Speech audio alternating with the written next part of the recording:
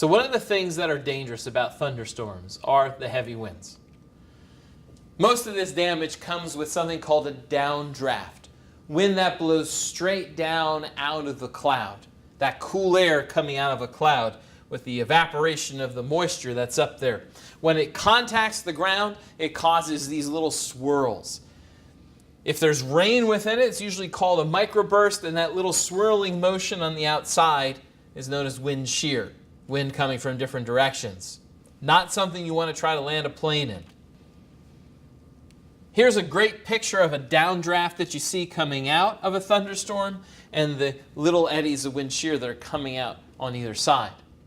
Now these are very, very dangerous for aircraft, but thankfully we have detection systems at the surface and on planes today that can help them avoid landing in such conditions. When the downdraft and cold air hits the ground, it spreads out in all directions. Just like this picture right here, a downburst over the Grand Canyon. This is a radar picture of a line of severe thunderstorms. And notice how it forms kind of a curved line, like the bow of a bow and arrow. That's actually what we call this in meteorology. I call this a bow echo signature. And that tells me that typically the worst winds and the most damage are going to occur in the front of that curved part of the bow echo. Sometimes those winds can get very strong and they can cause their own damage. We'll call this straight line winds in the industry. This is Hershey Park Arena back in 2012. The portable deck that they used for concerts was lifted and blown apart into the stadium. Thankfully, nobody was there when this happened, so there weren't any injuries. These are typically more common and can be more destructive in Pennsylvania than an actual tornado. Did you ever hear about that on the news where they said there was damage and this crew was coming out from the National Weather Service to see if it was a tornado or not? Well, they're specifically looking at the way the damage is laid out. Personally, this is just my opinion, if it looks like a duck and quacks like a duck, the person whose roof is destroyed doesn't care if it's straight line winds or a tornado. But there are two different weather events. Straight line winds can cause a lot of damage. And they don't have the warning that you would get with a tornado that come with it.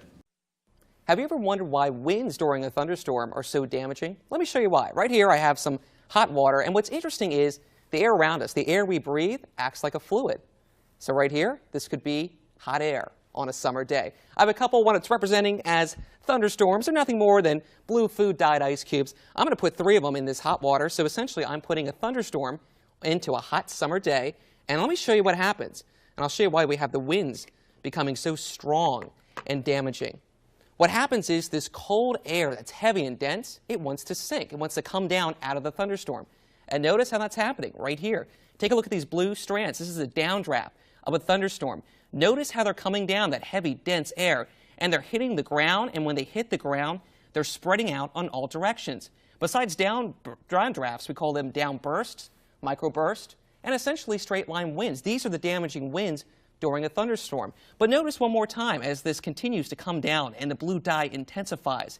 It's hitting the ground and spreading out in each direction, producing these straight line winds, and that's the reason we call them straight line winds. These winds, the speeds, can rival the strength of tornadoes, and that's why it can be so damaging. When these wind speeds get higher than 58 miles an hour, the National Weather Service will classify the thunderstorm as severe. That's only one way that a thunderstorm can be severe. And Drew did a good job explaining the downdrafts of a thunderstorm. It happens because while we have warm, moist air on one side of the storm, causing instability and rising rapidly, that condensation in the precipitation usually brings in colder air from up above, and that hits the ground as the downdraft. We call the rising air that leads into the thunderstorm an updraft. That's the storm's fuel. The storm is going to die when the downdraft then becomes greater than the updraft. Sometimes it actually even cuts it off. On the picture, notice the piece that's labeled a shelf cloud. As that warm air rises rapidly, as soon as it hits the dew point, it's going to make a cloud. Sometimes people mistake this for a tornado, but it's kind of on the front edge of the storm, indicating where that warm air is rising up the gust front. Typically, if you are underneath that shelf cloud, you're experiencing the gust front and those strong winds coming out from the storm, located right there. Notice in the left side of the circle, we've got parts of the gust front spinning back into itself, creating this kind of horizontal swirl. This is known as a roll cloud, and when it condenses, you can sometimes see it pretty easily in the sky. Again, if you're underneath that roll cloud, chances are you're experiencing some heavy wind. So a normal thunderstorm forms like this. You get a lot of upward motion caused from unstable air. The sun heats the ground heats the air, makes the air really warm, and it wants to rise really quickly. As the air rises and precipitation forms, it starts to fall to the ground, and that pulls in colder air from up above. That's really where the brunt of your storm is. Eventually, the cold air will hit the ground and spread out in all directions, and that gust front will form.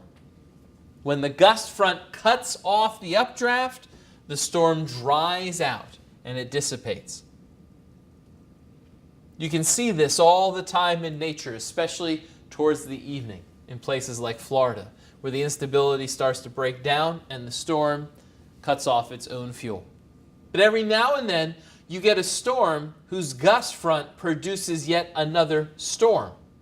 This happens with a derecho, a thunderstorm that keeps regenerating from its own downdrafts, and it produces a squall line after a squall line.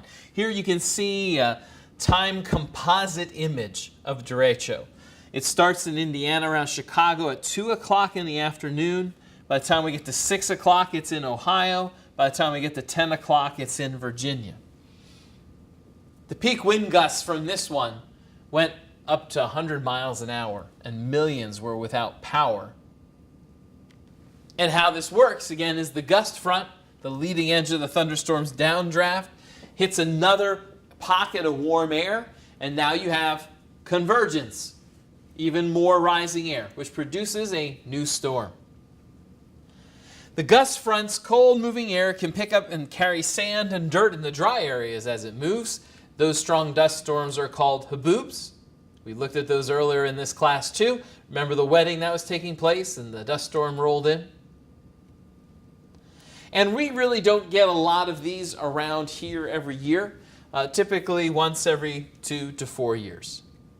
If you look at the entire state and go by county and see how much damage has been caused by severe thunderstorm gusts, it's pretty extensive. But notice that Lancaster has one of the highest numbers on the map. We have the 2 counties out by Pittsburgh in the 400s, but we had 295 reports as of the latest data set. Damage from thunderstorm winds can happen frequently here in Pennsylvania, especially look at Lancaster and York counties. Close to 300 events from 1950 up to when this data set was released. So understanding a severe thunderstorm can produce these winds is an important part of understanding how to stay safe.